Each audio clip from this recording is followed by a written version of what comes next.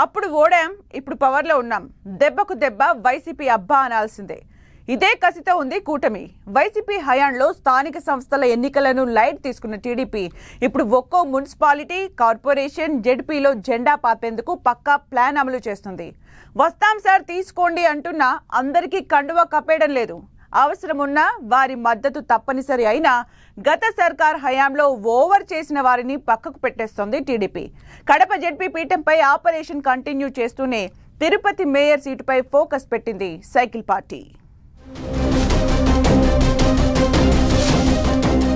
అది మేయర్ పీఠమైనా, municipal chairman అయినా, జడ్పీ కుర్చీ అయినా మనదే అయి ఉండాలంటోంది కూటమి సర్కార్. ఓడిన కసితో పాగా వేసి మరీ తీసుకోవాలని ఫిక్స్ అయింది. మాట్లాడుకోవడాలు అసలే లేవంటూ తిరుపతి కార్పొరేషన్లో అసలైన రాజకీయానికి తెరలేపింది.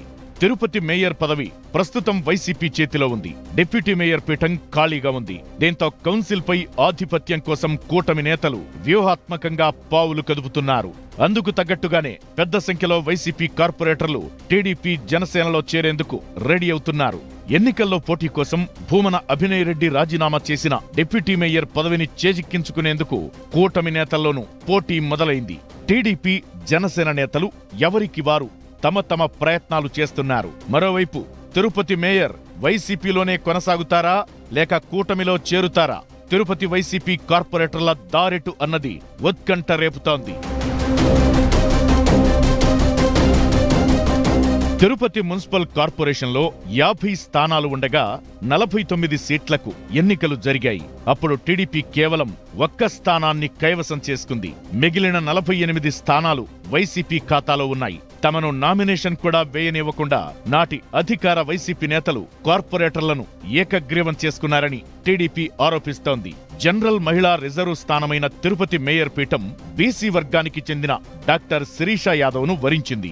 నాటి తిరుపతి ఎమ్మెల్యే భూమన కరుణాకర్ రెడ్డి కొడుకు భూమన అభినయ్ రెడ్డి 4వ డివిజన్ నుంచి కార్పొరేటర్ గా ఏకగ్రీవంగా గెలిచి తరువాత డిప్యూటీ మేయర్ అయ్యారు. తిరుపతి వైసీపీ ఎమ్మెల్యే అభ్యర్థిగా టికెట్ దక్కడంతో భూమన అభినయ్ రెడ్డి డిప్యూటీ మేయర్ పదవికి రాజీనామా చేశారు.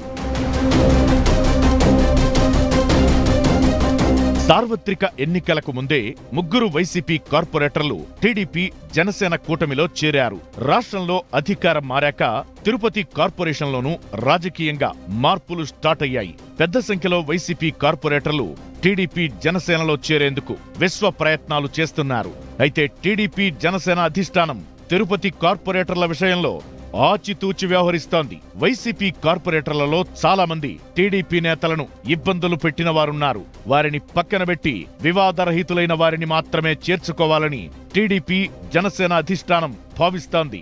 ఆ మేరకు 25 మందితో ఒక జాబితా సిద్ధం చేసినట్టు తెలుస్తోంది. ఎలాగైనా తిరుపతి కార్పొరేషన్లో పాగా వేయాలని భావిస్తోంది కూటమి. అయితే ప్రస్తుత నగర మేయర్ వైసీపీకి చెందిన డాక్టర్ శిరీష విషయంలో ఇంకా సందిగ్ధత కొనసాగుతోంది. ఆమె పార్టీ మారడానికి అంత సుముఖంగా లేరని ప్రచారం జరుగుతోంది. ఇంకో 6 నెలలు ఆగితే మేయర్ పదవీకాలం 4 ఏళ్లు పూర్తవుతుంది. ఆ తరువాతే ఆమెపై అవిశ్వాస తీర్మానం పెట్టే అవకాశముంటుంది. అలా జరిగినా అవసరమైతే పదవి కోల్పోయి కార్పొరేటర్గానే కొనసాగాలని మేయర్ శిరీష భావిస్తున్నారు. సౌమ్యురాలు అయిన డాక్టర్ శిరీష పట్ల టీడీపీ, జనసేన కూటమి నేతల్లోనూ సానుకూలత ఉంది. ఆమెను ఇబ్బంది పెట్టే ఆలోచన చేయడం లేదు. మరోవైపు 6 నెలల తరువాత మేయర్ పీఠం చేజిక్కించుకోవాలని నగరానికి చెందిన బీసీ నేత రామచంద్ర యాదవ్ భావిస్తున్నారు. ఆయన కుమార్తె అనిత ప్రస్తుతం కార్పొరేటర్గా ఉన్నారు. తన కూతురును మేయర్గా చేయాలని ఆయన భావిస్తున్నారు. పరిణామాలన్నీ అనుకూలిస్తే అనిత మేయర్ అయ్యే అవకాశముంది. మరోవైపు ఖాళీ అయిన డిప్యూటీ మేయర్ పదవిపై కూటమి నేతల కన్నుపడింది. పెద్ద సంఖ్యలో టీడీపీ, జనసేన ముఖ్య నేతలు డిప్యూటీ మేయర్ పదవి చేజిక్కించుకోవాలని పోటీ పడుతున్నారు.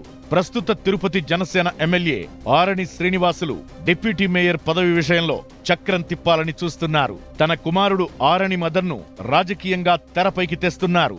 వచ్చే ఎన్నికల్లో ఎమ్మెల్యే శ్రీనివాసులు వారసుడుగా ఆయన తనయుడు మదన్ బరిలో ఉంటారని అప్పుడే నగరంలో ప్రచారం మొదలైంది. డిప్యూటీ మేయర్ పదవి విషయంలోనూ మదన్ పేరు ప్రచారంలో ఉన్నప్పటికీ ఎమ్మెల్యే కుటుంబీకులు మాత్రం దీనిని ఖండిస్తున్నారు.